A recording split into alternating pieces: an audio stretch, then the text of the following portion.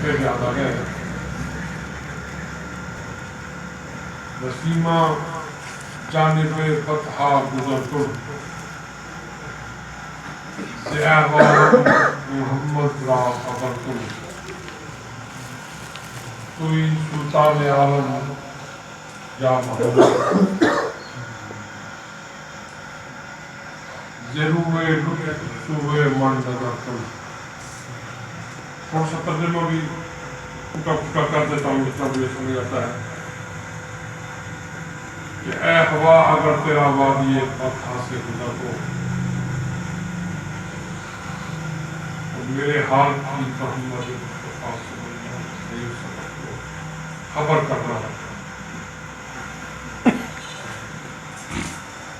حضور سے مخاطب ہے شاعر عبدالرحمن جامی رحمۃ اللہ علیہ.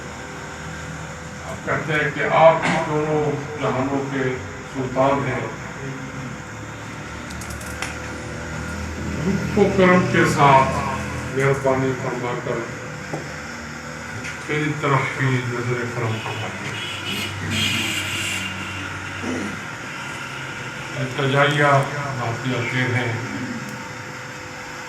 میں اپنے موضوع کی طرف آتا ہوں. مجھے گفتگو کرنی ہے یرکان جانڈس پر. گفتگو سے پہلے کیونکہ وقت پہلے بھی کافی سارا کم ہو چکا ہے میں مختصر الفاظ میں تمام ساتھیوں سے تحقیق پر پہنچنے کے لیے انتہائی واضح تھا. میں نے اپنی زندگی میں ہمیشہ یہ اصول رکھا ہے کہ کبھی تحقیق سے نہیں پہنچنا. اور جو لوگ مجھے طویل عرصے سے جانتے ہیں, چند ساتھی ایسے ضرور ہوں گے وہ یہ جانتے ہیں میں تحقیق کو اور کبھی پسند نہیں کرتا, کبھی تحقیق سے نہیں پہنچتا. بہرحال جب کچھ معذوریاں انسان کے ساتھ چپک جاتی ہے تو پھر دوسروں کا سہارا بھی کرنا پڑتا ہے, تھوڑا تھوڑا دینا پڑتا ہے. تو مجھے ڈرائیور دستیاب وقت پر نہ ہو سکا. میرا برخودار ہے حیدر احمد فریدی, اس نے تو مہربانی کی لیا ہے. تو میں پھر دل کی گہرائی سے تحقیق سے پہنچنے کے لیے معمول تھا. یہ میرا معمول نہیں ہے اور آئندہ بھی یہ میرا معمول کبھی نہیں ہوگا. اب جب کبھی بھی انشاءاللہ کہیں بلائیں گے پوری جانبدارانہ کوشش کروں گا کہ کبھی تحقیق سے ہوگا. مجھے نہیں معلوم ہماری اس محفل میں ینگ ہومیو ڈاکٹرز کے کوئی نمائندگان یا کارکنان موجود ہیں یا نہیں. تاہم پچھلے دنوں انہوں نے خانے بال میں عید الفطر پر ایک تقریب کی تھی. مجھے انہوں نے دعوت نامہ بھیجا تھا پر خرابی صحت کی وجہ سے اس میں شامل نہیں ہو سکا. میں ان ساتھیوں کا بھی دل سے مشکور ہوں. اگر میری صحت اجازت دیتی تو میری دلی خواہش تھی کہ میں ان کی تقریب میں بھی شامل ہوتا. میں یہ سمجھتا ہوں کہ یہ ینگ ڈاکٹرز یہ آئی ایچ ایم اے کا ہراوا دستہ ہے. ہمارے ان کے مقاصد ہومیوپیتھی کے لیے, ہومیوپیتھی کے حوالے سے ہومیوپیتھی کے لیے کوئی ایک دوسرے سے متصادم نہیں ہے. ہومیوپیتھی کے لیے کام کرتے ہیں, ہومیوپیتھی کے لیے کام کرتے ہیں اور مجھے وہ بھی ہمارے ساتھی ہیں, اس کے بھائی رکھتے ہیں. میرا خیال ہے ساتھی میری بات تعریف فرمائیں گے. اگر وہ ان کا کوئی بندہ یہاں موجود نہیں ہے تو ساتھی تو کائنڈلی جو ساتھی ان سے رابطے میں ہو میری طرف سے شکریہ پہنچا دوں. جو موضوع کی طرف سے آتے ہیں اس سے بہت سارے دوستوں نے سوال کیا پچھلے 4-5 روز میں کہ آپ جانڈس پر یرکان پر کرنے جا رہے ہیں تو یہ ہیپاٹائٹس پر فلاں جگہ سیمینار ہو چکا ہے. میں ایک وضاحت تھوڑی سی یہ ضروری سمجھتا ہوں کہ ہیپاٹائٹس اور چیز ہے, جانڈس ہیپاٹائٹس سے ذرا مختلف. ہیپاٹائٹس میں جانڈس ہوتا ہے, ہو جاتا ہے. جانڈس ہیپاٹائٹس نہیں ہے. ہمارا آج کا گفتگو کا جو موضوع ہے یہ جانڈس ہے، جرکان ہے. یہ ہیپاٹائٹس ہمارا موضوع نہیں ہے. ہیپاٹائٹس جگر کا مرض ہے، براہ راست جگر متاثر ہوتا ہے، اس کی وجہ سے جگر کے بیشتر افعال ڈسٹرب ہو جاتے ہیں. جانڈس بنیادی طور پر جگر اس میں منسلک تو ہوتا ہے، لیکن اس میں جگر براہ راست انوالو ہوتا بھی ہے اور نہیں بھی. بنیادی طور پر جو جانڈس ہے یہ تلی کے سے منسلک ایک رطوبت ہے جو جگر میں داخل ہو کر وہاں تقسیم ہوتی ہے، ایک کیمیکل ریئیکشن سے گزرتی ہے اور اس سے پھر مختلف مادے بنتے ہیں. ان میں سے بڑا مادہ یہ بلیروبن پیلا مادہ زرد مادہ ہے.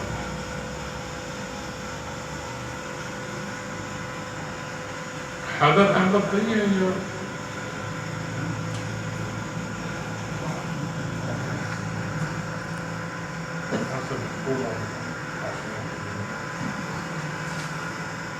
تو یہ انسانی جسم کے اندر، زندہ جسم میں، زندہ انسان کے اندر توڑ پھوڑ کا عمل جاری رہتا ہے، خواہ وہ کتنا بھی صحت مند کیوں نہ ہو.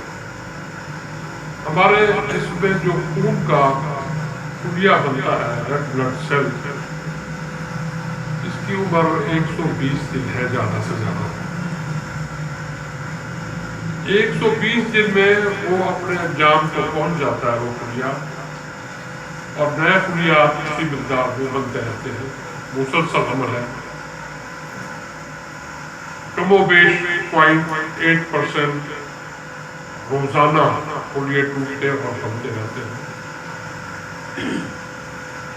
120 دنوں میں 100% خلیات تبدیل ہو چکے ہوتے ہیں. ان خلیات کے ٹوٹنے کا جو عمل ہے یہ پھر کہاں جاتے ہیں؟ یہ خون میں جمع تو نہیں ہوتے نا. جب یہ سرکولیٹ کرتا ہوا خون سپلین میں، تلی میں جاتا ہے، تو تلی میں فلٹر ہیں جو ان ٹوٹے ہوئے مردہ خلیات کو روک لیتے ہیں. اسی طرح ایک اور عمل بھی ہوتا ہے. اس پورے جسم کے اندر دوران خون کے عمل کے دوران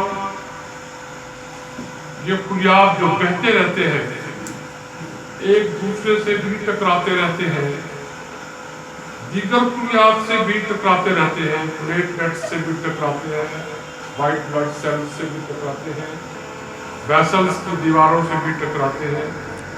کہیں کونا ٹوٹ جاتا ہے، کہیں تھوڑے بھر جاتے ہیں، کہیں شیپ ان ایون ہو جاتی ہے.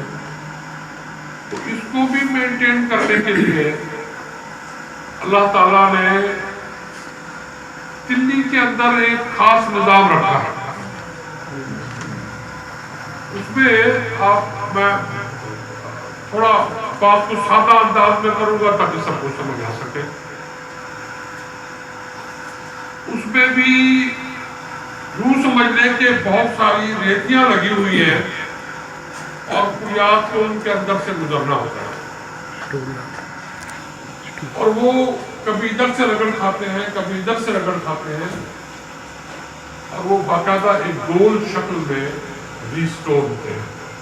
لیکن ایک ان ایون شکل کا اگر خلیہ ہو، وہ خلیہ جب دائیں بائیں رگڑ کھائے گا، ایک ان ایون شیپ سے جب وہ ایک ایون شیپ میں آئے گا، تو اس عمل کو آپ یوں سمجھ لیں جیسے ہمارے گھر کے لان میں لگے ہوئے پودے، ہم ان کو ہر چند دنوں کے بعد ان کی ٹریمنگ کرتے ہیں، مالی بلاتے ہیں، وہ ان کی تراش کرتے ہیں، بڑی ہوئی ٹہنیاں کاٹ دیتا ہے اور ان کی ایک پراپر شکل نکل آتی ہے. لان کا گھاس بڑھ جائے تو اس پر مشین چلا کر فالتو گھاس کو کاٹ دیا جاتا ہے اور اس کی ایک مکملی سرفیس جو ہے وہ ہمیں ملتی ہے جو اچھی لگتی ہے. اسی طرح خلیات کو بھی ट्रिम किया जाता है, इनकी ट्रिमिंग होती है। यकीनी बात है जब ट्रिमिंग होगी तो उनका साइज भी थोड़ा छोटा हो जाएगा और उससे उसकी उम्र थोड़ी घट भी सकती है। हो सकता है वो 120 दिन की बजाय 100 दिन या 90 दिन की जिंदगी पाए। तो ट्रिमिंग के दौरान जो फालतू माल साइड से निकलता है ये भी तिल्ली में ही जमा होता है। ये सारा तिल्ली का माल है। ये एक एंजाइम एक केमिकल एक्शन की वजह से बिलीरूबिन में तब्दील होता है और लीवर में आ जाता है। तब्दील लीवर में आकर होता है। वहां से ये फ्लूइड की सूरत में गाढ़ा फ्लूइड बनकर लीवर में आता है। लीवर में इसके अंदर एक केमिकल एक्शन होता है, एक एंजाइम के जरिए ये डिकम्पोज होकर और बिलीरूबिन की शक्ल और चीजें भी बनती है, सिर्फ बिलीरूबिन नहीं बनता, लेकिन इसमें जो उसका मेन इंग्रेडिएंट है, मेन प्रोडक्ट है, दैट इज बिलीरूबिन। ये बिलीरूबिन की सूरत में फिर ये बाइल डक्ट से इंटेस्टाइन में रिलीज होता है। ये एक वेस्ट मटेरियल है और इसने बाइल डक्ट के जरिए फिर इंटेस्टाइन में जाना है और वहां से इसमें ये जो स्टूल अमूमन आमतौर पर स्टूल में जो येलोनेस होती है, पीलापन होता है, ये इसी बिलीरूबिन की वजह से होता है। और अगर किसी वजह से इसका इकरार अंतड़ियों तक ना हो सके बाइल डक्ट के जरिए, तो इसकी मिकदार जब लीवर में बढ़ेगी तो फिर खून तो 24 घंटे चल रहा है ना दौरान खून, लीवर में ब्लड सप्लाई भी आ रही है हेपेटिक वेन आर्टरी के जरिए और हेपेटिक वेन के जरिए ब्लड वापस भी जा रहा है। तो उसमें फिर ये तहलील होकर ये हार्ट की तरफ जाएगा और हार्ट से फिर सर्कुलेशन में जाएगा और पूरे जिस्म में फैल जाएगा और खून में बिलीरूबिन की मिकदार बढ़ती रहेगी अगर आप उसको बाइल डक्ट में किसी वजह से खारिज नहीं कर पा रहे हैं। तो मेरी बात समझ में आ रही है ना? मुझे थोड़ा जरा गाइड करते रहे कि मैं जो बात कर रहा हूँ वो आगे कन्वे भी हो रही है या नहीं। कहीं कोई बात अधूरी रह जाए, तशना रह जाए तो काइंडली मुझे आप कहेंगे तो मैं रिपीट करूंगा, उसकी मजीद वजाहत कर दूंगा। तो ये यहाँ तक क्लियर है ये बात। बिलीरूबिन जो है ये अगर बाइल डक्ट के जरिए किसी वजह से खारिज नहीं हो रहा तो ये जब लीवर में जमा होता जाएगा तो वहां पर हेपेटिक आर्टरी ब्लड ला रही है और फिर लीवर से वापस ले जाने वाली हेपेटिक वेन के जरिए ये हार्ट की तरफ चला जाएगा और वहां से पूरी बॉडी में सर्कुलेट होगा। तो इसका इफेक्ट सबसे पहले ये आएगा कि मरीज की आंखों का जो सफेद हिस्सा है ये पीला होना शुरू हो जाएगा, क्योंकि बिलीरूबिन तो पीला है ना। जब ये अपनी नॉर्मल वैल्यू से इसकी मिकदार बढ़ेगी तो ये इसका पीलापन जाहिर होना शुरू होगा और सबसे पहले आंखों के सफेद हिस्से में ये पीलापन आएगा। उसके बाद ये पपोटों के अंदर वाली जो झिल्ली है ये पीली होनी शुरू हो जाएगी, फिर जिल्द पीली होना शुरू हो जाएगी, नाखूनों पर पीले धब्बे पड़ने शुरू हो जाएंगे, मरीज के पसीने में बिलीरूबिन का इखराज थोड़ा शुरू हो जाएगा, एक मखसूस किस्म की बू मरीज के पसीने में शुरू हो जाएगी। उसके अगर वो सफेद बनियान पहनता है तो उस पर जर्द रंग के धब्बे बनने शुरू हो जाएंगे और पेशाब में यूरोबिलिनोजन, ये बिलीरूबिन एक केमिकल रिएक्शन से गुजर कर यूरोबिलिनोजन में तब्दील होता है। उस सूरत में जब इसकी मिकदार ब्लड में मतलूबा मिकदार से बढ़ जाए, खून में इसकी मतलूबा मिकदार 1 मिलीग्राम की डेकालीटर से मुराद है 100 मिलीलीटर। 100 मिलीलीटर में 1 मिलीग्राम, 1 लीटर में 10 मिलीग्राम से 12 मिलीग्राम तक, यानी 1 to 1.2, 1 से 1.2 ملی گرام فی ڈیکالیٹر تک خون میں یہ نارمل رہتی ہے۔ آج کل کے اس دور میں جب ہماری آپ کہنا چاہتے ہیں، آج کل کے اس دور میں جب ہماری خوراک میں مصنوعی چیزوں کا عمل دخل بڑھتا جا رہا ہے، تو ایسی صورت میں 1.2 کو ہم نارمل تصور نہیں کرتے، ہم یہ تصور کرتے ہیں کہ 1 ہی نارمل ہے، اس کو 1 سے نیچے بلڈ میں ہونا چاہیے، اس کا اخراج ضروری ہے۔ جب اس کی مقدار 1.2 سے بڑھنے لگے تو یہ کاشف 1.2 پر بھی آ جائے تو یہ کاشف ہے، اور ہمیں اس کی کیئر کرنی چاہیے اور اس کو سمجھنا چاہیے اور اس کا علاج کرنا چاہیے۔ اور اگر اس کی مقدار بہت زیادہ بڑھ جائے تو پھر تو انتہائی خطرناک ہے، کولیپس بھی ہو سکتا ہے۔ جگر کی خرابی کی وجہ سے جو ہوتا ہے ہیپاٹائٹس بھی جانڈس ہو سکتا ہے، لیکن میں پھر وضاحت کر دوں کہ جانڈس ہیپاٹائٹس نہیں ہے۔ یہاں تک بات کلیئر ہو گئی ہے؟ میں نے بہت ساری چیزیں چھوڑ دی ہیں، سائنٹیفک باتیں بہت ساری، میں وقت کی حساب سے اختصار کی طرف لے آیا ہوں بات کو، مدعا تو بات سمجھانا ہے نا جی، کنوے ہو جانی چاہیے بات۔ اب ہم تھوڑا سا بات کو اور آگے بڑھاتے ہیں۔ جانڈس بلیروبن کے خارج نہ ہونے سے پیدا ہوتا ہے، تو یہ بلیروبن کیوں نہیں خارج ہو رہا بھائی؟ یا اس کے بڑھ جانے کے اور کیا اسباب ہو سکتے ہیں؟ ایسی تمام بیماریاں، ایسے تمام امراض جن میں خون کے سرخ ذرات کی توڑ پھوڑ زیادہ ہوتی ہے، صاف ظاہر ہے بلیروبن بھی زیادہ بڑھے گا، یہ تو انڈرسٹوڈ بات ہے نا۔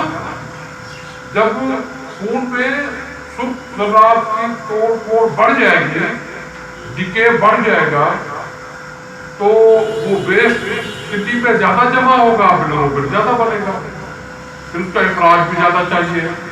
اخراج کی ایک کیپیسٹی ہے، مثال کے طور پر اگر ایک 8 انچ بور کا ٹیوب ویل ہے، وہ ایک گھنٹے میں جتنے بھی کیوسک پانی دے سکتا ہے، اگر پانی کے اخراج کو ہم اس سے 20% بڑھانا چاہے تو نہیں بڑھا سکتے، اس کا آؤٹ لیٹ چھوٹا ہے، ٹھیک ہے نا یہ بات۔ ایک سڑک ہے، سگنل روڈ ہے، اس پر ایک گھنٹے میں 300 گاڑیاں گزر سکتی ہیں، اگر گاڑیاں 350 بھی ہو جائیں گی تو ٹریفک بلاک ہونا شروع ہو جائے گی، ٹھیک ہے نا یہ انڈرسٹوڈ بات ہے۔ اسی طرح بائل ڈکٹ کی ایک خاص تھکنس ہے جو زیادہ سے زیادہ 6 سے 8 mm ہے، اس سے 8 mm سے بڑی نہیں ہوتی۔ اب اس میں سے جتنا بائل پاس ہو سکتا ہے اتنا ہی پاس ہوگا نا، اگر پروڈیوس اس سے زیادہ ہو رہا ہے تو صاف ظاہر ہے کہ وہ پھر جمع ہونا شروع ہو جائے گا۔ ایک کون سی صورت میں زیادہ پروڈیوس ہوگا؟ جب کسی بیماری کی وجہ سے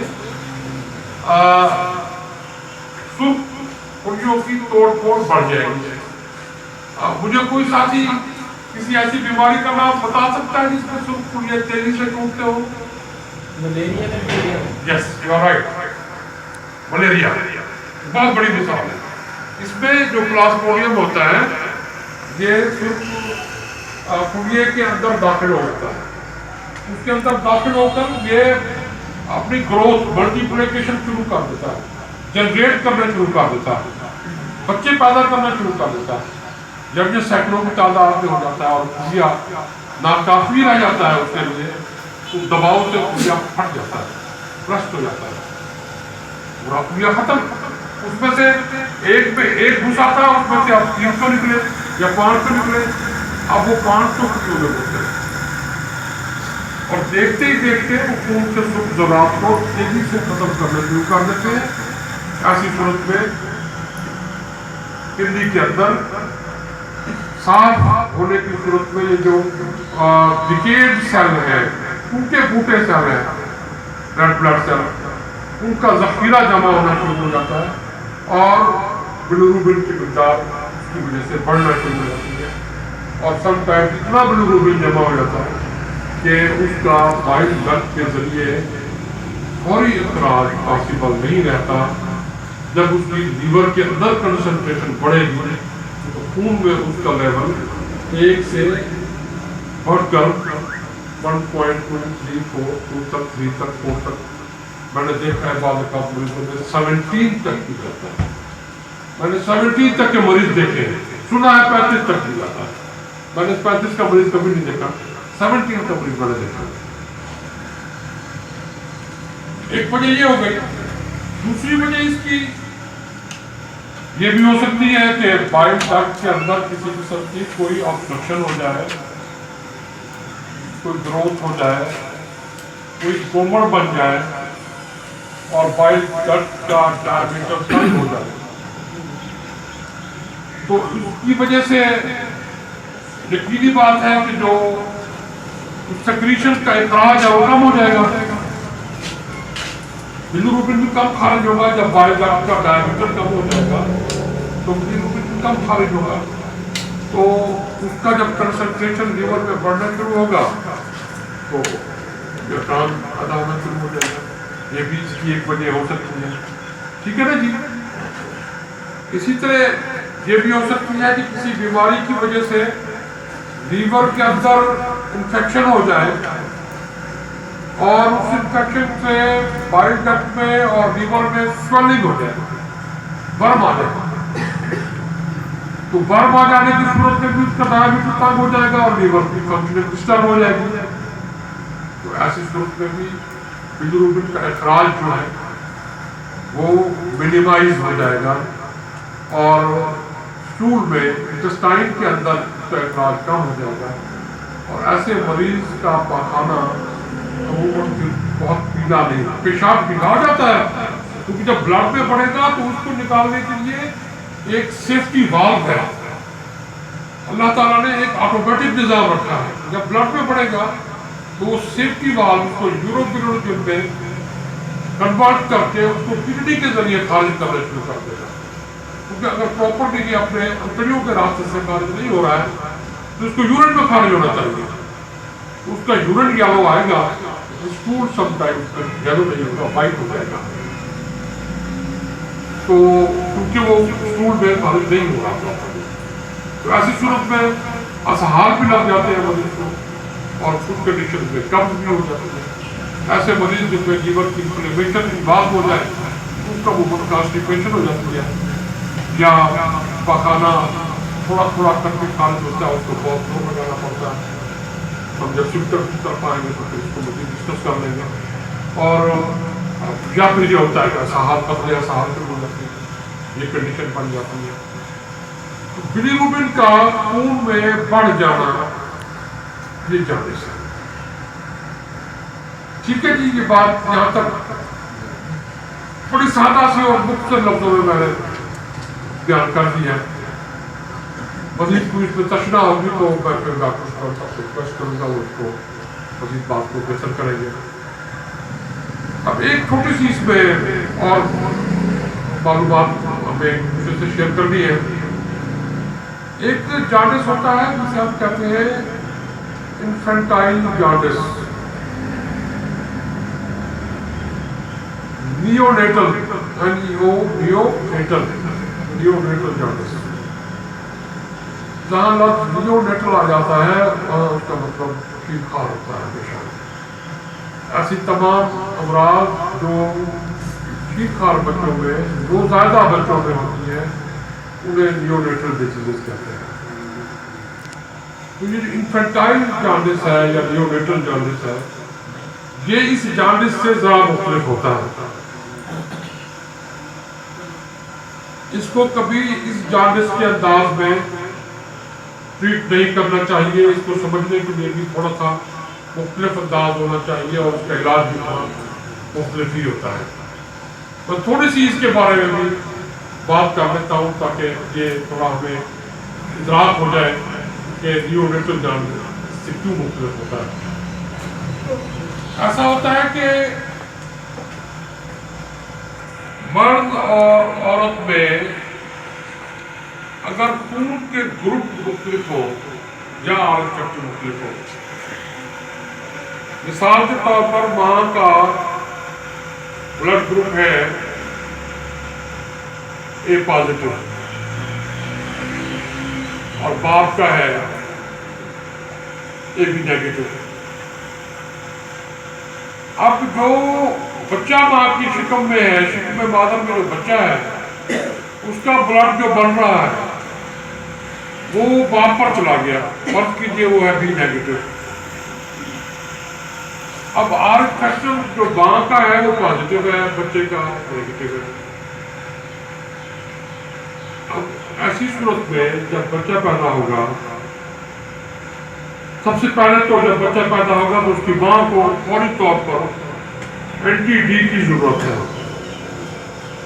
اور اس کے لیے ایلوپیتھک میں انجیکشن آتے ہیں، وہ فوراً لگوا دینے چاہیے ڈلیوری کے چند گھنٹے کے اندر.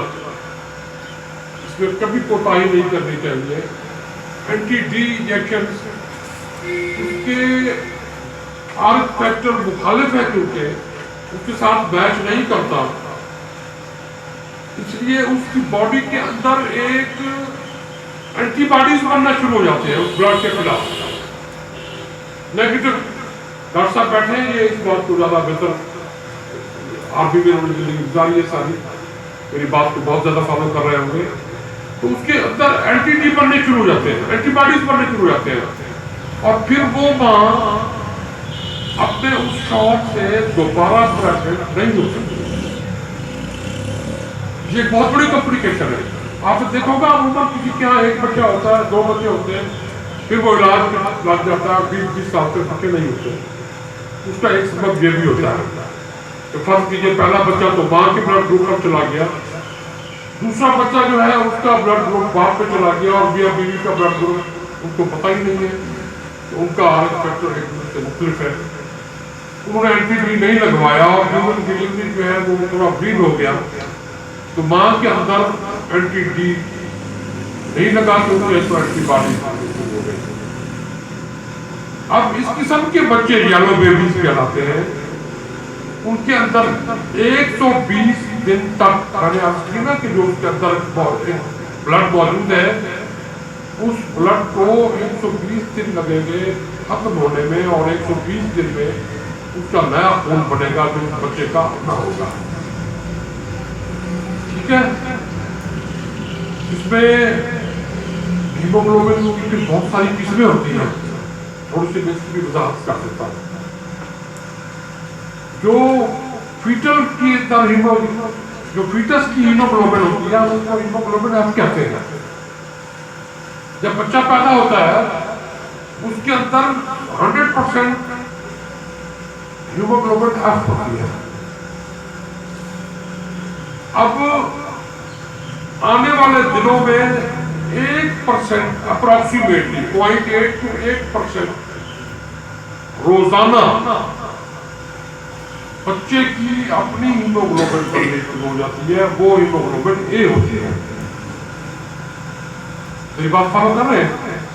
ہیموگلوبن اے سے مراد ہے کامن ہیموگلوبن، جو آپ کی میری میچور آدمی ہوتی ہے، اس بچے کی اپنی ہیموگلوبن ہوتی ہے، اسے ہم ہیموگلوبن اے کہتے ہیں. اور اب 1% ہو جائے گی پہلے دن کی ہیموگلوبن اے، تو انڈرسٹوڈ ہے کہ جو ہیموگلوبن ایف ہوگی وہ ہو جائے گی 99%. جب بچہ 8 دن کا ہو جائے گا تو اس کی ہیموگلوبن اے تقریباً 7 یا 8% ہو جائے گی یا 6% ہو جائے گی. باقی 94-95% یا 93% اس میں ہیموگلوبن ایف ہوگی. اب بتدریج اس کے اندر ہیموگلوبن ایف کی مقدار کم ہوتی جائے گی، ہیموگلوبن اے کی مقدار بڑھتی جائے گی، جب تک اس کی ہیموگلوبن اے 60% سے پلس نہیں ہو جاتی، اس وقت تک وہ یلو بیبی ہے. اور اس کو آپ نے دھوپ دینی ہے، اس کو سن لائٹ دینی ہے. وہ سن لائٹ سے D3 ابزارب کرے گا اور اس کو کیلشیم کے ساتھ پروسیس کر کے اپنے ریڈ بلڈ سیلز جو اس کے فیٹس سے آ رہے ہیں ہیموگلوبن ایف والے، ان سے بھی اس کا سروائیول بہتر ہو جائے گا اور نیا ہیموگلوبن بنانے میں بھی کیلشیم اس کی مدد کرے گا. اور اس کے لیے کوئی بہت بڑی دوا کی ضرورت نہیں ہوتی. عموماً اس قسم کے کیسز میں کیمومائل کی دوا ہی کافی ہوتی ہے. تو اس کو ہمیں تھوڑا سمجھنا چاہیے. یہ نیونیٹل کا جو یلو بیبیز کا کنسیپٹ ہے یہ جانڈس کے عمومی کنسیپٹ سے ذرا مختلف ہے. تو ہم نے جانڈس کے حوالے سے جانڈس کیوں ہوتا ہے اور اس کی وجوہات کیا کیا ہو سکتی ہیں اور نیونیٹل جانڈس کو بھی تھوڑا سا ہم نے دیکھ لیا ہے. تھوڑا سا اس کی ادویات کی طرف ریمیڈیز کی طرف آ جاتے ہیں یا اس میں کوئی اور چیز کسی اور وضاحت کی ضرورت ہے تو کائنڈلی آپ مجھے بتا دیں کوئی رہنمائی کر دیں. انفینٹل جانڈس جو ہے کتنے دن بعد ظاہر ہوتا ہے پیدا ہونے کے بعد؟ پیدا ہونے کے فوراً بعد ہی ظاہر ہو جاتا ہے. بہت زیادہ واضح 3 دن کے اندر ہوتا ہے. جس وقت بچہ پیدا ہوتا ہے اس کے پیدا ہوتے ہی اس کے اندر اس کے اثرات موجود ہوتے ہیں.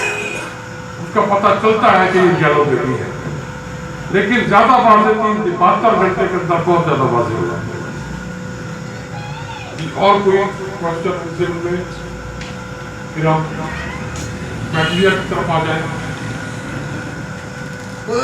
بچے کی اسکن کا یلوش ہونا عام طور پہ یہی انڈیکیشن ہوتی ہے اور یہ انفینٹ کے اندر ہاں جی اس میں تو ہے نا جانڈس کے اندر تو جو بڑے عمر کے مریض ہیں ہاں اس میں تو بے چینی بھی آتی ہے. اس کی سمٹم جو ہے آنکھیں پیلی ہو جاتی ہے.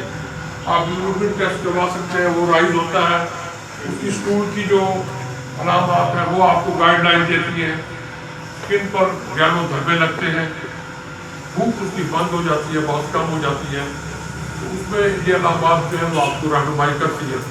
پیشنٹ کا سونے کے دوران میں سلائیوا قابل ہوتا ہے منہ سے. تھکن اس کو بہت جلد ہو جاتی ہے. تھوڑا سا کام کرنے سے تھکن ہو جاتی ہے. یہ ساری علامات ہیں جس کی گزرتی ہیں. اس میں تو یہ ریزن آئی نا سامنے کہ بلیروبن کا لیول بڑھ جاتا ہے. اس وجہ سے یلوش اس کا ہر مختلف چیزیں یلوش ہو جاتی ہیں. یہ یلو اس لیے ہو جاتا ہے کیونکہ اس میں جو اس کا اپنا ہیموگلوبن بڑھ رہا ہے اس کا بلڈ گروپ اور ہے. یہ یلوشنس کس چیز کی وجہ سے ہوتی یہ بھی بلیروبن کی وجہ سے ہے لیکن اس میں بلیروبن زیادہ ہونے کی جو وجہ ہے وہ خلیات کا ڈیمیج ہونا نہیں ہے. وہ ٹھیک صحیح و سالم جو خلیات ہوتے ہیں اپنا آر بی سی کے ریڈ بلڈ سیلز کے انہیں کو باڈی قبول نہیں کر رہی ہوتی. حالانکہ وہ ہوتے ٹھیک ہے لیکن انہیں کو باڈی پوری طرح قبول نہیں کر رہی ہوتی کیونکہ بچے کا اپنا اور ہوتا ہے نا. آپ کے بلڈ کے اندر جو آپ کا فرق یہ بی پازیٹیو ہے آپ کی body B positive red blood cell کو ایکسپٹ کرے گی. اگر آپ کو ریڈ بلڈ سیل بھلے پازیٹیو بھی ہو اے پازیٹیو لگا دیا جائے تو آپ کی باڈی کو ایکسپٹ نہیں کرے گی. بھلے وہ ٹھیک ریڈ بلڈ سیل ہو گئے لیکن باڈی ان کو ایکسپٹ نہیں کرے گی. ان کو روک لے اس کی وجہ سے ہیموگلوبن گھٹتا جائے گا. اب وہ ڈیکے سیل تو نہیں ہے نا ان کی ڈسٹرکشن تو نہیں ہوئی ہے لیکن ان کو آپ کی باڈی قبول نہیں کر رہے گا. اس سبب سے وہ یلو بیبی ہو جاتا ہے. ٹھیک ہے تو بات پتہ نہیں سمجھا پایا کہ نہیں.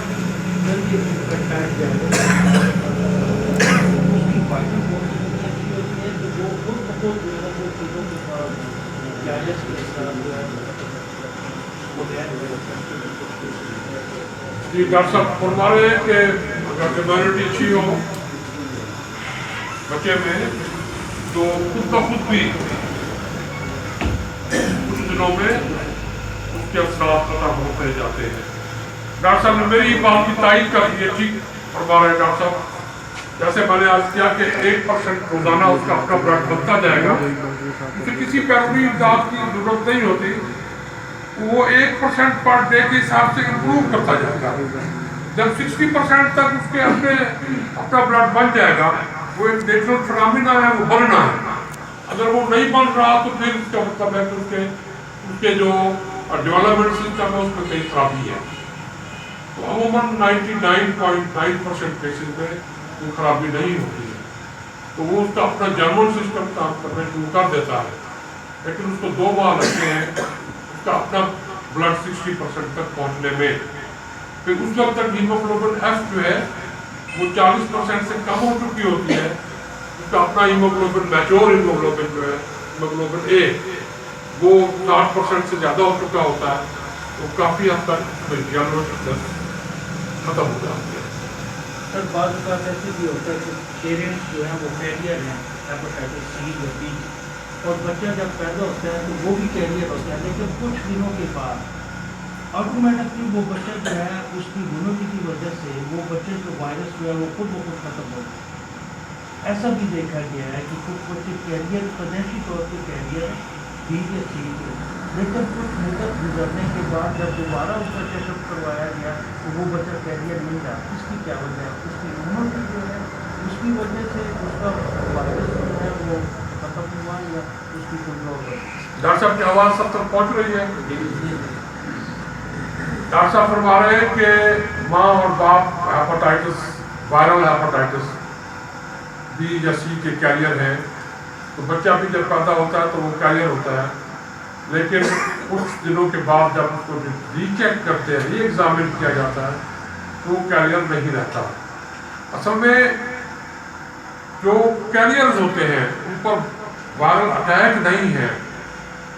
ماں اور باپ جو کیریئر کے جو ہیپاٹائٹس کے وائرس کے اٹیک میں نہیں ہے، کیریئر ہیں، ان کے اندر اس وائرس ڈورمنٹ شکل میں موجود ہے، تو وہ ایک میوٹیشن کاز کرتا ہے جس کی وجہ سے سیکس سیلز جو ہیں وہ متاثر ہوتے ہیں اور وہ بچے میں بھی ٹرانسفر ہو جاتا ہے.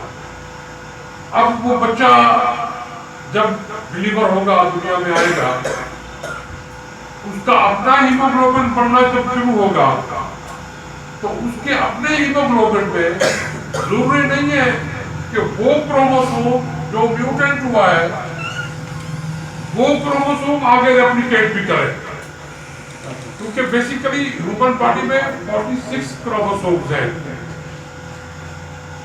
ٹھیک ہے، جو سیکس سیلز ہیں ان میں 23 ہوتے ہیں، اسے کہتے ہیں میاسس. ہمارے زمانے میں جب ہم ایف ایس سی پڑھتے تھے، پی ایس سی پڑھتے تھے، اسے میاسس کہتے تھے. پھر بعد میں اس کو ریڈکشن ڈویژن کا نام بھی دیا گیا. ریڈکشن ڈویژن ڈاکٹر صاحب آپ کو وضاحت کر سکیں گے اب کیا کہتے ہیں اس کو؟ 2 قسم کی سیل ڈویژن ہوتی ہے، ایک کو کہتے ہیں مائٹوسس، ایک کو کہتے ہیں میاسس. میاسس ہوتی ہے جسے ہم کہتے ہیں ٹرپلائٹ نمبر آف کروموسوم، یعنی 46 سے جو کاپی تیار ہوگی اس میں 46 ہی ہوں گے. اور جو میاسس ہوتی ہے اس میں اسے ہم کہتے ہیں ہیپلائٹ نمبر آف کروموسوم. یہ جب 46 تقسیم ہوں گے تو 23 سیل بنے گے.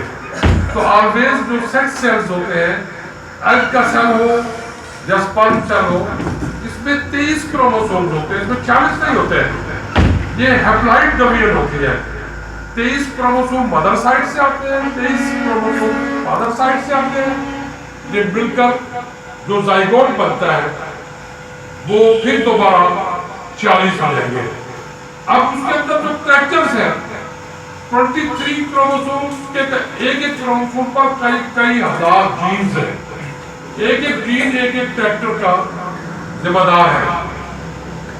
آپ یوں سمجھ لیں یہ اتنی بڑی کیمسٹری ہے کہ ایک انسانی خلیے کے نیوکلیس کے اندر موجود یہ 46 کروموسوم حضرت آدم علیہ السلام سے لے کر اس شخص تک کی تمام جینیٹکس کی خصوصیات کا حامل ہے. کیا آپ کی 57 نسل کے دادا کی شکل کیسی تھی، آنکھیں کیسی تھی، کان کیسے تھے، بولتے کیسے تھے، ہیبٹس کیسی تھی، ان کے کھانے پینے کے عادات و اطوار کیسے تھے، وہ پسند کیا کرتے تھے، کیا چیز ناپسند کرتے تھے. تو میں یہ کہا کرتا ہوں کہ اس کو آپ لوہے محفوظ سے تعبیر دے سکتے ہیں.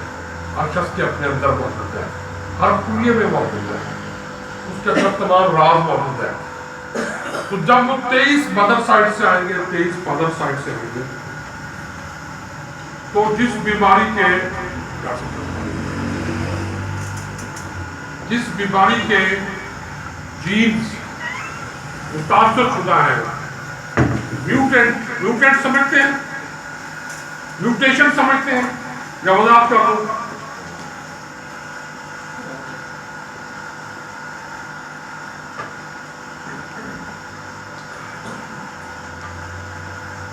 یہ میں نے عرض کی نا کہ ہر کروموسوم پر کئی جینز ہوتے ہیں، ایک جین ایک کریکٹر کا مالک ہے. اب موسمی حالات کی وجہ سے، ایکس ریز کی وجہ سے، یا فضا میں موجود الفا بیٹا یا گاما ریز کی وجہ سے، یا سن ریز میں آنے والی ٹاکسک ریز کی وجہ سے، زمانہ بدلنے کی وجہ سے، ہماری خوراک کی عادات و اقوار بدلنے کی وجہ سے، ہمارا رہن سہن بدلنے کی وجہ سے، ان کے اندر جو تبدیلی آتی رہتی ہے. آج سے 30,000 سال پہلے کا انسان ایسا نہیں تھا جیسے ہم ہیں.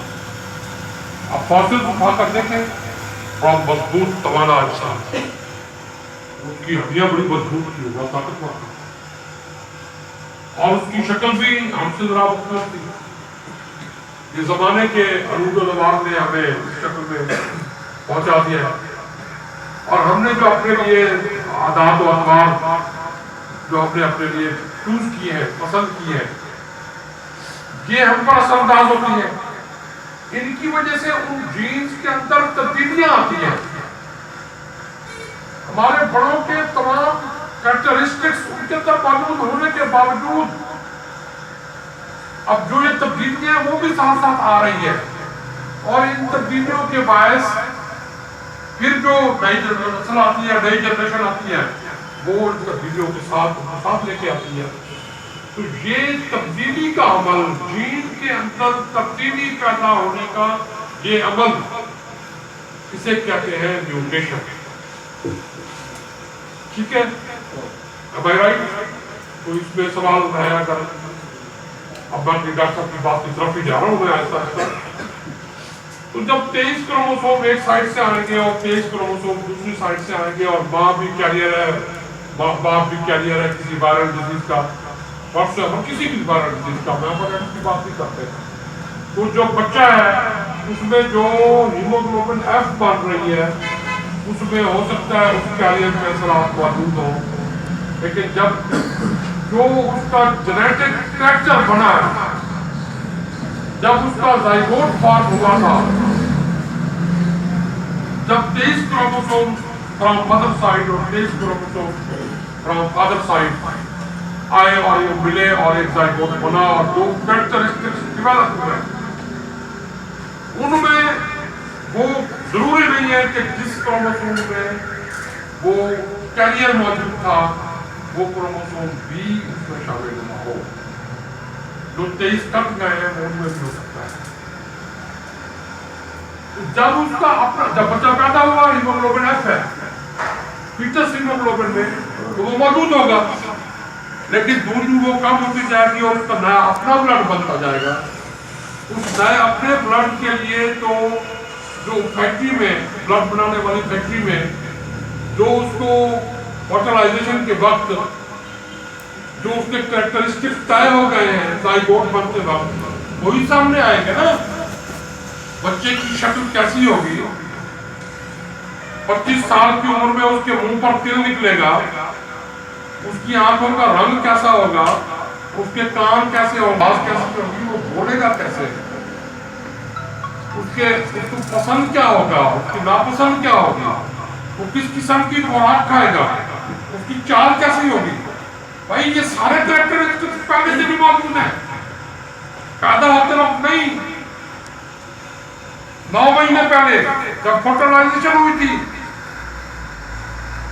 تو یہ ایک मैं बात थोड़ी सी और तरफ चली जाएगी, मैं डॉक्टर साहब की बात कंप्लीट कर लूँ। तो जब उसका अपना हीमोग्लोबिन बनना शुरू हो, मैच्योर हीमोग्लोबिन ए जब बनना शुरू होगा तो उस हीमोग्लोबिन ए में वो कैरेक्टरिस्टिक हो सकता है ना हो जो एक्टिव थे। इसलिए ये कोई भी वायरल डिजीज जो कैरी कर गई है आगे, वो 100 डेज के बाद आप चेक करेंगे तो उसमें इस चीज के इम्कानात को मालूम नहीं किया जा सकता डेमोक्रेटिक ना हो। लेकिन ये जरूरी भी नहीं है, हो सकता है वो रिपीट हो गई है किसी एज के किसी खास जब उन्होंने भी कंट्रोल हो तो दोबारा नहीं, फिर वो दोबारा नहीं आएंगे। अगर उसके पहले उसके क्रोमोसोम्स में नहीं है तो दोबारा उस वजह से नहीं आएंगे। अलबत्ता क्योंकि घर में अगर माँ बाप को हेपेटाइटिस या कोई वायरल डिजीज है, बच्चे ने माँ का दूध पीना है, माँ ने अपने हाथ से उसको खाना खिलाना है, उसकी तरबियत करनी है, उसको कपड़े पहनाने हैं, और बच्चा तो कितना ही बड़ा क्यों ना हो जाए, माँ तो माँ ही रहती है।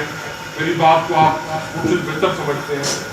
और वो किसी भी वक्त वो फिर दोबारा कैरियर हो सकता है। वो उसके लिए कैरियर होने की वजूहात फिर और होगी, वो जेनेटिक प्रयास नहीं होगा उसमें। तो ये डॉक्टर साहब की बात यहाँ खत्म हो गई और मैं यहाँ छोटी सी बात और अर्ज करना चाहता हूँ, शायद आप लोगों के लिए दिलचस्पी का सबब हो कि ये चाइनीज बच्चे की उम्र 9 माह ज़्यादा लिखते हैं। आपको क्या लिखना होगा ये? हम तो जिस दिन बच्चा पैदा होता है ना, डेट ऑफ बर्थ लिखते हैं, वो जिस दिन उनकी माँ हमला हुई वो उस तारीख से लिखते हैं। और ये एक सूफियों की बात है कि नफ्स की उम्र 9 महीने ज्यादा होती है। जब वो बच्चा पैदा होता है तो उस बच्चे में 9 माह का नफ्स मौजूद होता है।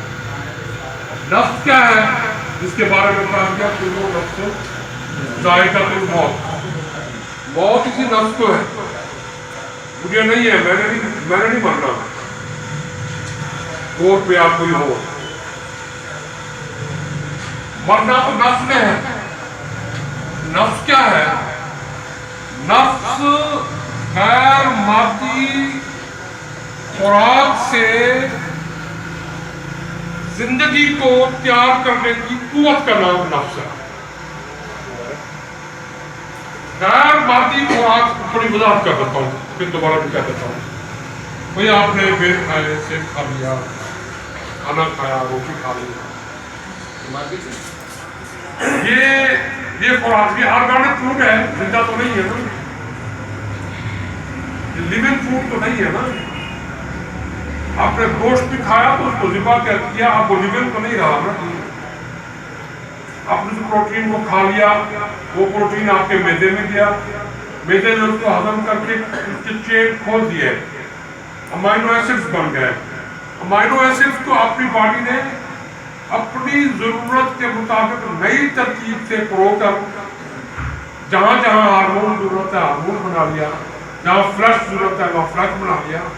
भाई आप अगर बकरे का गोश्त बन जाए तो आपके अंदर बकरे का फ्लैश तो नहीं लग जाता, गोश्त तो आपका इंसान का ही बनता है ना।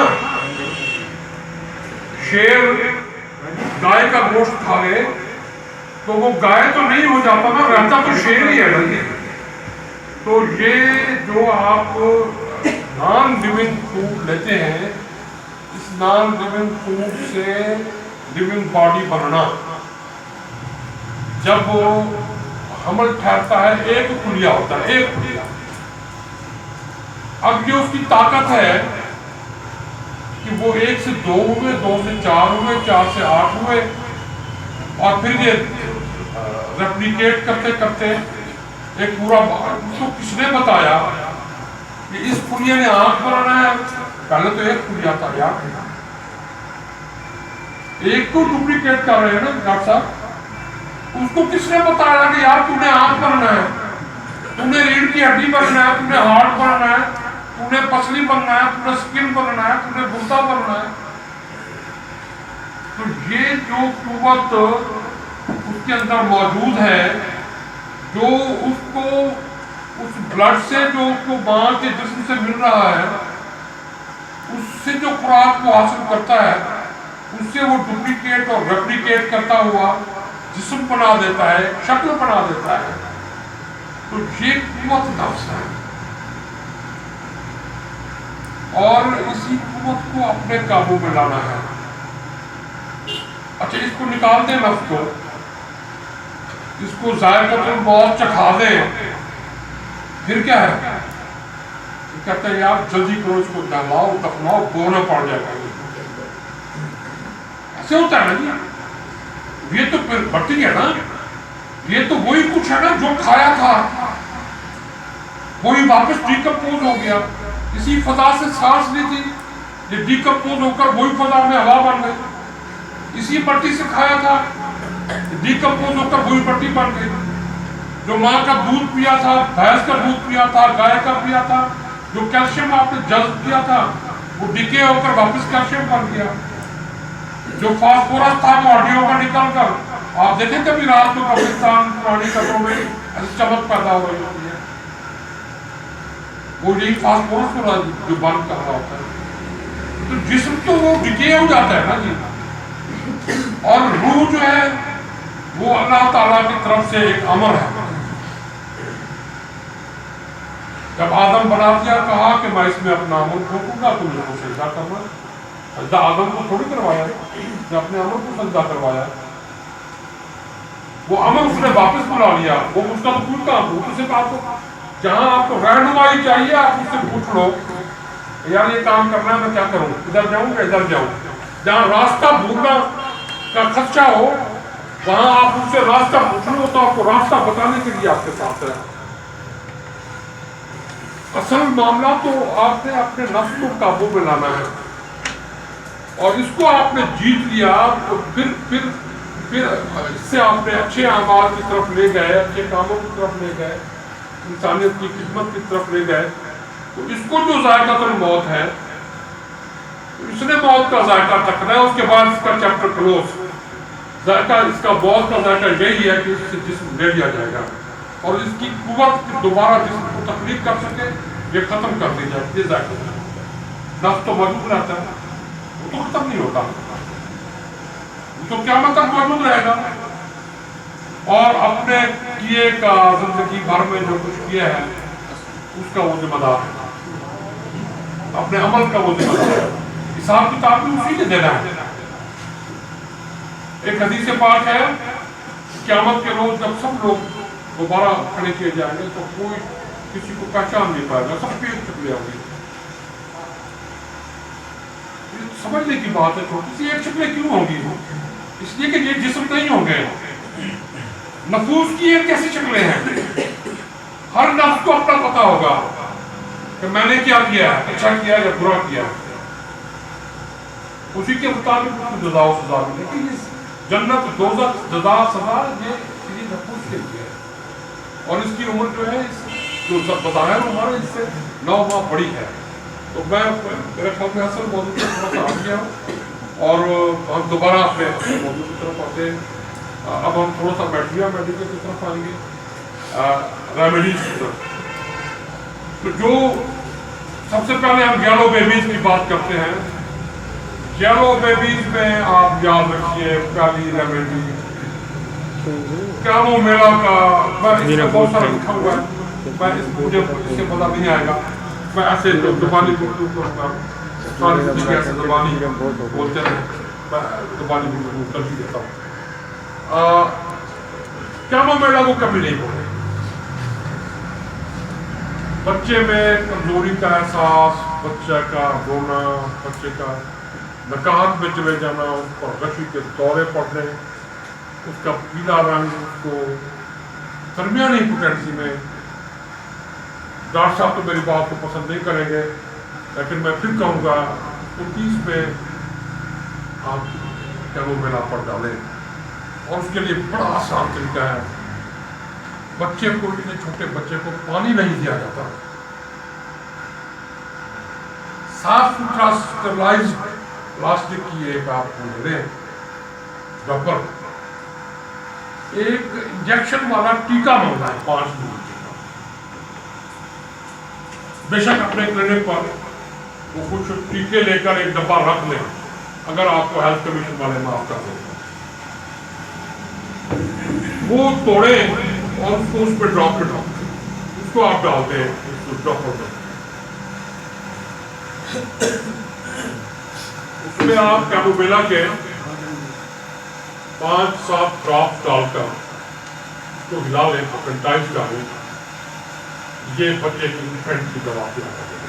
انفینٹ کو جب بھی دوا دیں ڈسٹل واٹر میں، اس کو الکوہولک میڈیسن جو ہے اس کو ڈسٹل واٹر میں ڈالتے ہیں۔ اب اسے کہنا ہے کہ بچے کا منہ کھول کر اس پہ 5-7-8-10 ڈراپ تک اس کے منہ میں ڈراپ کرتے رہے، 3 آور نہیں کرتے رہے۔ بچے کی بے چینی تو پہلی خوراک سے نکل جاتی ہے، اور اس کا جو جیلونیس ہے وہ تو اپنے وقت پہ جانی ہے، وہ تو صاف ظاہر ہے کہ 60 ڈیز کو لگیں گے، تو دھوپ لگوائیں یا اس کو بلب کی روشنی سے، اور بچے کی جو رونا ہے اس کی کو فٹس پڑنے ہیں، یہ علامات ختم ہو جائیں گے، بچہ پرسکون ہو جائے گا۔ دھوپ کی روشنی سے بھی وٹامن کے ایکچولی ڈیولپ ہوتا ہے، وٹامن اور وٹامن کے علیحدہ سے بھی دیے جا سکتے ہیں، علیحدہ سے بھی دیا جا سکتا ہے۔ وٹامن D3 سب سے زیادہ ملتا ہے۔ وٹامن D3 کیلشیم کو اسٹیمولیٹ کرتا ہے ابزارب ہونے میں ماں کے دودھ سے، اور کیلشیم بڑھے گا تو پھر وٹامن کے بھی بڑھنا شروع ہو جائے گا۔ وٹامن کے کی پریپریشن کا عمل ڈائریکٹ نہیں ہے، وہ تابع ہے کیلشیم سے، اور کیلشیم تابع ہے D3 سے۔ D3 کا ریچسٹ سورس جو ہے وہ دودھ ہے۔ بڑوں میں اس کے لیے اب گولیاں بھی اویلیبل ہیں ایلوپیتھک میں، یہ بورڈ 1 کے نام سے بھی آتی ہے اور 1 الفا کے نام سے بھی آتی ہے، 0.25 اور 0.5 ملی گرام اب بچوں کے لیے ڈرافٹ بھی آتے ہیں، لیکن ڈاکٹر صاحب بتا رہے ہیں کہ بچوں کے لیے D3 کے ڈرافٹ بھی آ گئے ہیں، تو یہ D3 سے، لیکن یہ انفینٹس کے لیے شاید آئے ہو، میرے علم میں نہیں ہے۔ ڈاکٹر صاحب بتا رہے ہیں بچوں کے لیے، بڑوں کے لیے پینے والے انجیکشن اور گولیاں ہیں، شاید لگانے کی بھی ہوتی ہے اس میں کوئی آپشن، یہ کیونکہ آئل سالوبل ہے، واٹر سالوبل نہیں ہے، تو اس لیے یہ انجیکشن جو ہوں گے اس کے آئلی ہوں گے۔ میرا خیال ہے کہ آج سے مجھے پتا نہیں ہے، ڈاکٹر صاحب بہتر جانتے ہوں گے، اور بچوں کے لیے اس کے ڈاکٹر صاحب بتا رہے ہیں کہ ڈراپس بھی اویلیبل ہیں، تو یہ D3 اس پہ بڑا کام کرتا ہے، ہیلپفل ہوتا ہے۔ اس میں ہیموگلوبن تو اس کا بننا ہے اپنے وقت کے ساتھ، لیکن اس کی بے چینی اور اس کی جو علامات ہیں ان کو آپ جو ہے کنٹرول کر سکتے ہیں کیموبیلا کے ذریعے۔ اس کے علاوہ علاماتی طور پر اگر بچہ پیٹ میں کریمپ کرتا ہے تو آپ دیکھ لیں، ٹانگیں اگر اوپر اٹھاتا ہے، کٹھی کرتا ہے، تو یہ علامت کالوسنس کی ہے، اور اگر کمر اونچی اٹھاتا ہے ریڈیو کو نیچے لگا کر تو پھر ڈیسک ہو جاتی ہے۔ 2 دوائیں ہیں، میرے بہت سارے سینئر دوست ایسے بھی ہیں جو علامت دیکھتے نہیں ہیں، وہ دونوں ملا کے دے دیتے ہیں، تو ان کی ریلیشن شپ آپس میں ملتے ہیں، یہ ایک دوسرے کے اینٹیڈوٹ یعنی نکل رہی ہے۔ تو جس کو پتہ نہ ہو بچے کی دوائی لینے باپ آیا ہوا ہے یا ماں آئی ہوئی ہے، آپ نے خود آبزرو کیا تو دیکھ لیں، پھر سنگل ریمیڈی دیں، لیکن اگر ایسے رینڈم دینی ہے تو پھر دونوں ملا کر بھی دی جا سکتے ہیں۔ اسی طرح بچے کے اسہال میں جو ہے ارجنٹم نائٹریکم کی علامات کو ضرور پہلے 2 مہینے کی علامات میں ایسڈ فاسٹ کو اور ارجنٹم نائٹریکم کو ان کو بہت اہمیت دینی چاہیے۔ بچے کی کے میں ایتھوزا کو کبھی نظر انداز نہیں کرنا چاہیے۔ ایتھوزا بچوں میں ذہن کی ڈیولپمنٹ میں بھی بڑا اچھا کردار ادا کرتی ہے، اور اناکارڈیم کی ہیلپنگ ہے۔ اناکارڈیم کے سم ٹائم ایگریویشنز ہو جاتی ہے اور اس سے ذہنی علامات بڑی پیچیدہ بننی شروع ہو جاتی ہے، لیکن ایتھوزا میں نے کبھی اپنی پریکٹس میں ایگریویشن ہوتے نہیں۔ کی پریپیئرنگ کے لیے بھی ایتھوزا چھوٹی چیز ہے، مثلا کسی نے ایگزام دینا इम्तिहान की तैयारी के लिए डॉक्टर साहब फरमा रहे हैं, ये मिर्ज़ा ताहिर साहब ने अपनी किताब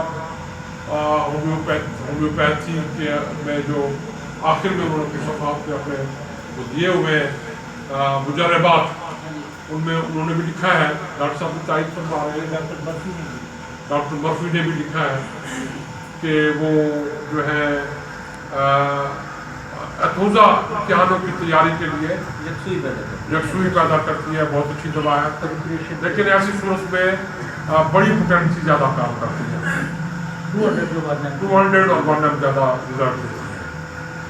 और कैह की सूरत में बच्चों को जो कैह आती है, इस सूरत में छोटी पोटेंसी या 30 तक इसके अच्छे नताइज मिलते हैं। बड़ों में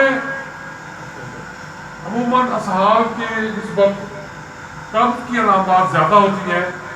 मरीज़ कहता है मैं बाथरूम जाता हूँ, बैठ कर आ जाता हूँ, थोड़ा सा पखाना आता है, फिर थोड़े वक्फे के बाद फिर थोड़ा सा आता है, फिर थोड़े वक्फे के बाद फिर थोड़ा सा आता है, फिर मैं तंग आकर उठाता हूँ और वक़्त में दर्द और तकलीफ मौजूद रहती है। तो ये बिल्कुल ये पक्की अलामत है नक्सवामी का। तो नक्सवामी का को कभी नहीं भूलना चाहिए, बहुत बड़ी दवा है। किसी भी पोटेंसी में देखें, 3x से लेकर 6x 30 200 जहां मर्जी दे दें, ये कभी धोखा नहीं देता। तो नक्सवामी का इसके लिए बहुत बड़ी दवा है। इसी तरह ऐसी सूरत में कि जब पेट में गैस का इखराज रुक गया हो, डिस्टेंशन होती हो, पेट फूल जाता हो, इखराज बिल्कुल ना हो रहा हो, तो ऐसी सूरत में भी नक्सवामी का अच्छी दवा है। इसके साथ कैलिडोनियम हेल्पिंग के तौर पर बहुत अच्छा काम करती है। तो कैलिडोनियम को भी नजरअंदाज नहीं करना चाहिए। कैलिडोनियम छोटे बच्चों में भी, इन्फेंट्स में भी दी जा सकती है। कैलिडोनियम और कैमोमिला को मिलाकर भी दिया जा सकता है। बड़ों में कैलिडोनियम बहुत अच्छे नताइज देने वाली दवा है। इसी तरह क्यूनेंसिस को भी कभी नजरअंदाज नहीं करना चाहिए। जब लीवर इफेक्ट हो चुका हो, लीवर में इन्फ्लेमेशन हो लेकिन साथ बुखार की अलामत ना हो, तो ऐसी सूरत में क्यूनेंसिस को नजरअंदाज नहीं करना चाहिए। जब लीवर के अंदर किसी फोड़े का खदशा बन जाए या कोई बास बन चुका हो, हाइपो इकोएक लिखते हैं इसको। हाइपो का मतलब होता है हाइपर और हाइपो। हाइपो का मतलब है कम और हाइपर का मतलब है ज्यादा। जो चीज बिल्कुल ही नर्म होगी उसे हाइपो इकोएक यानी हाइपो इको देने वाली, कम इको देने वाली। पिलपड़े और नर्म जगह पर अल्ट्रासाउंड वेव्स जज्ब हो जाएगी, उनकी वापसी नहीं होगी, तो वो हाइपो इकोएक इमेज देगी। तो हाइपो इकोएक अगर इमेज हो तो उसमें कोलेस्ट्रीनम को कभी नहीं भूलना चाहिए, क्योंकि ये हाइपो इकोएक मासिस जो है ये मैंने उनको बिगड़ते हुए बहुत, तो कोलेस्ट्रीनम को कभी नहीं भूले। नहीं सर, छोटी ताकत 3x या कॉम्बिनेशन बना लें आप, कैलिडोनियम, क्यूनेंसिस और कोलेस्ट्रीनम तीनों को मदर टिंचर में मिला लें, उसके 5% तो इंतहाई उम्दा रिजल्ट होते हैं। ऐसी सूरत में कि जब बाइल डक्ट के अंदर इन्फ्लेमेशन हो चुकी हो तो उस सूरत में दर्द भी बहुत ज़्यादा होता है। उस सूरत में भी कैलिडोनियम बड़ा अच्छा काम करती है। बाज़ औक़ात टॉलोसेंस भी काम करती है, एलोज भी काम करती है, लेकिन इन सबसे बढ़कर एसिटिक एसिड काम करती है। एसिटिक एसिड की ये खूबी है कि ये मैदे के अंदर से एसिड को मिनिमाइज कर देती है। और मैदे में भी अगर दर्द हो, अमूमन पुराने मरीजों में, मैं खुद भी इसका शिकार हूँ, मुझे हार्ट के हवाले से बहुत सी दवाएं एलोपैथिक की भी खानी पड़ती है। تو اس کے لیے میدا جو ہے وہ کام چھوڑ جاتا ہے اور میدے میں گیس ہو جاتی ہے اور گفتگو کرنا بھی مشکل ہو جاتا ہے، شدید پین ہوتا ہے، اور اس پین کو یہ ڈفرینشیٹ کرنا بھی مشکل ہوتا ہے کہ آئدر یہ کالک میدے میں ہو رہا ہے یا اسوفیگس میں ہو رہا ہے یا یہ انجائنا ہے ہارٹ کا. تو ایسی صورت میں ایسیٹک ایسڈ 30 سیکنڈز کے اندر درد کو روک دیتی ہے. تو یہ بائل ڈکٹ کے اندر کی انفلیمیشن کو بھی دور کرتی ہے. رائٹامیور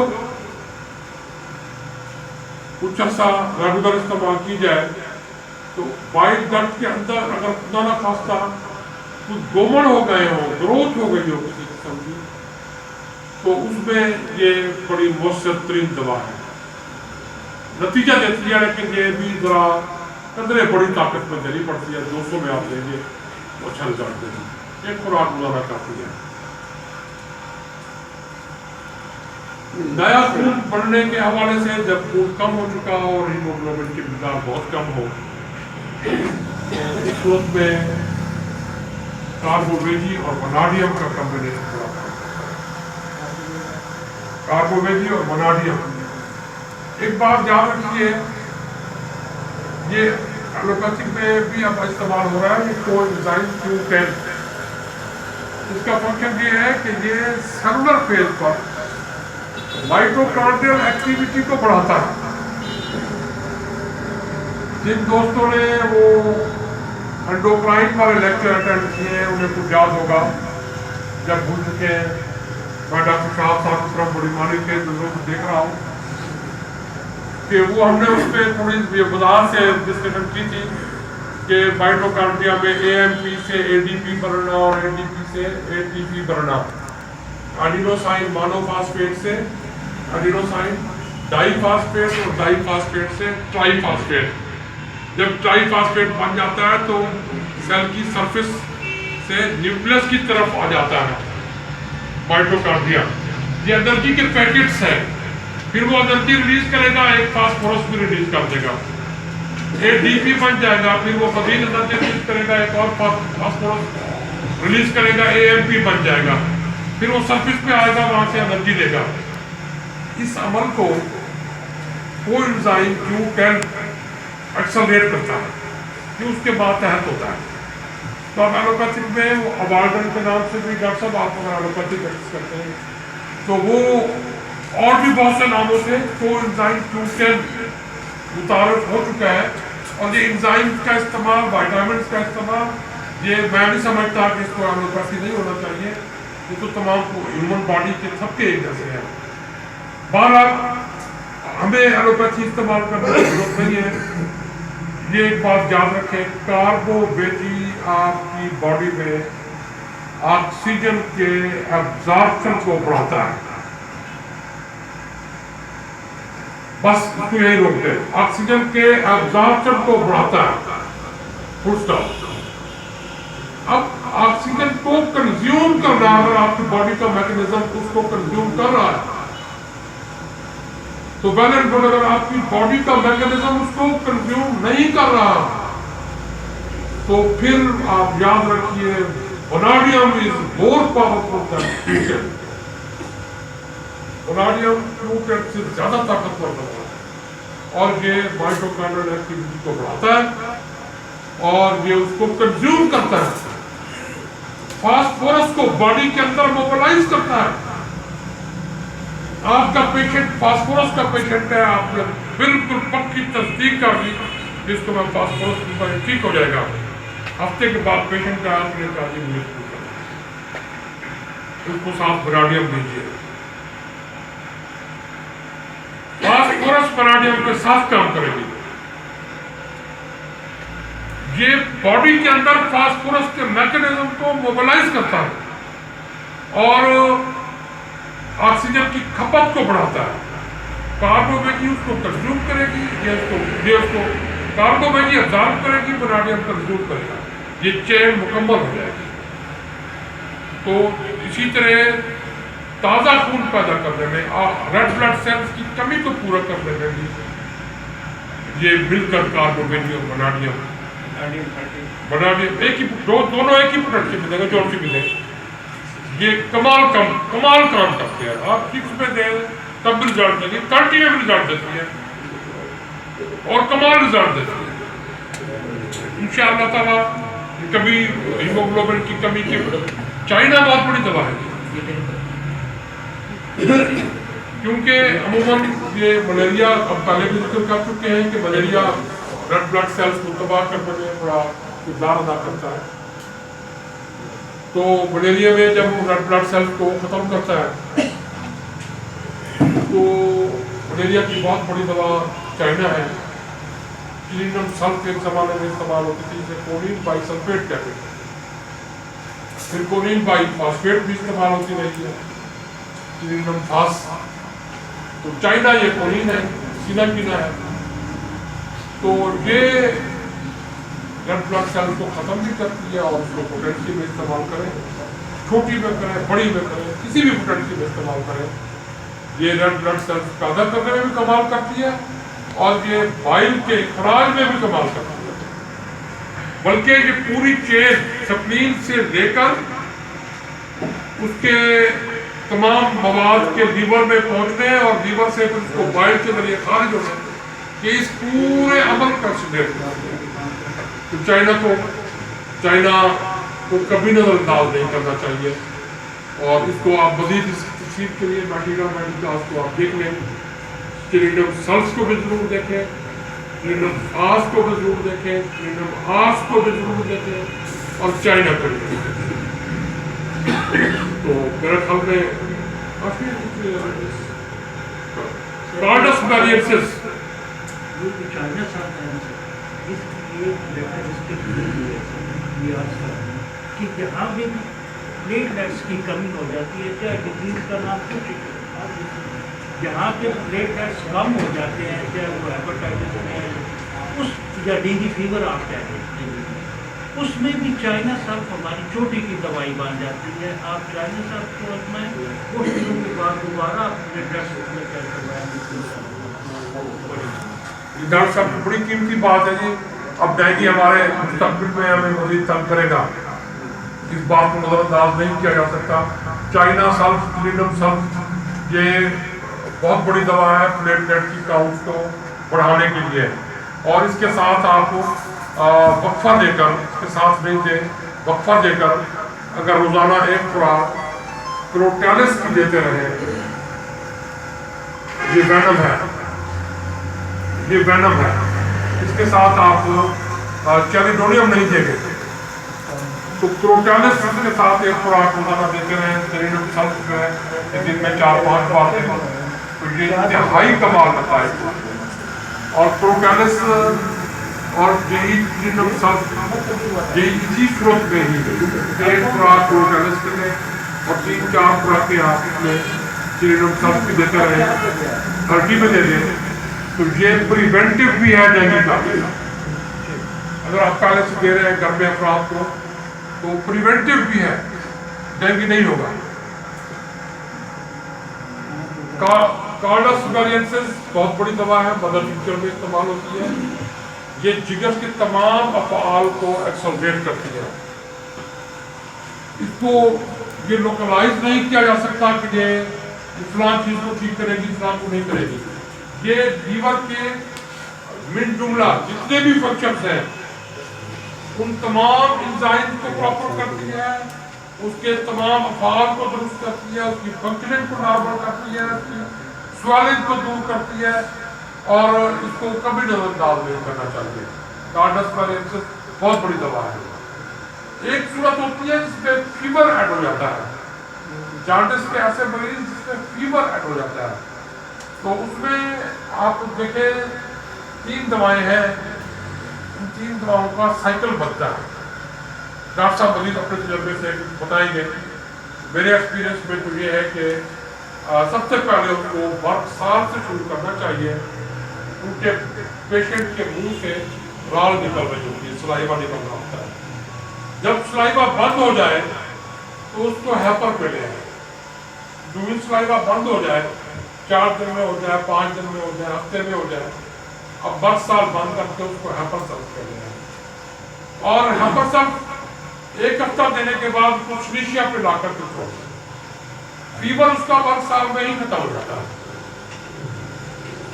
ऐसे पेशेंट्स जॉन्डिस के जिनमें कब्ज की अलामत जॉन्डिस खत्म हो जाने के बावजूद भी कायम रहे, उनमें ब्रायोनिया बहुत बड़ी दवाई है।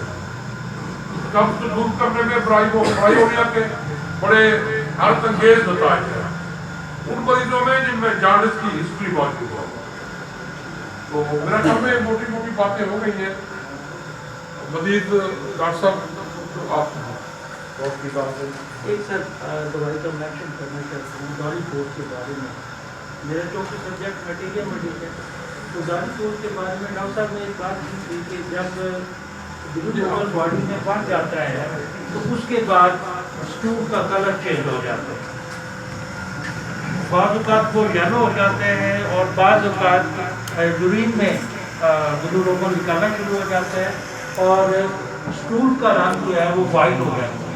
अगर स्टूल का रंग वाइट है, जाइंटिस है और डॉक्टर साहब के तजर्बात का इल्म हमसे फ़ायदा उठाते रहते हैं।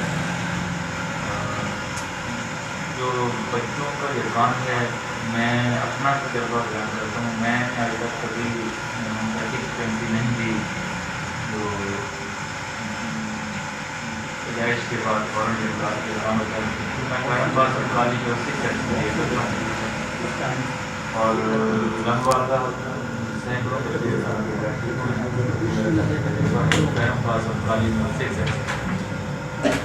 बकिया यसान के हवाले से कार्डवस सबसे बड़ी दवाई है बिला अलामत मोटेंचर। आप कितने 3-4-5 मतलब दे सकते हैं, ज़्यादा मसला हो। अगर ज़्यादा अरसे से इस्लाम या बार बार इस्लाम हो रहा है तो हमें वहाँ अलामत लेके जायज़ा लेना होता है। बाद में मैडम से बड़ा काम करती है और सर पर रोजगार देना पड़ जाएगा। क्योंकि तमाम अद्वियात का रिजल्ट हो चुका है। डॉक्टर ने बहुत अच्छे इलाज में तमाम अद्वियात का अलहमदुलिल्लाह ध्यान दी है। आज की हमारी हमारे लिए इंतहाई मुफीद है और इंशाल्लाह इरफान के हवाले से जो पिछले है मेरे साथ में जो रिसाइट है जो अद्वियात जो यहाँ तस्करा हुआ है मटीरियल की तस्करी जाके अगर हम जायजा ले लेना चाहिए ताकि याद दहानी जो है वो अच्छे अंदाज में हो। अब इंतजामिया जैसे चाहे आपको लोकल नहीं है बच्चों के काशिफ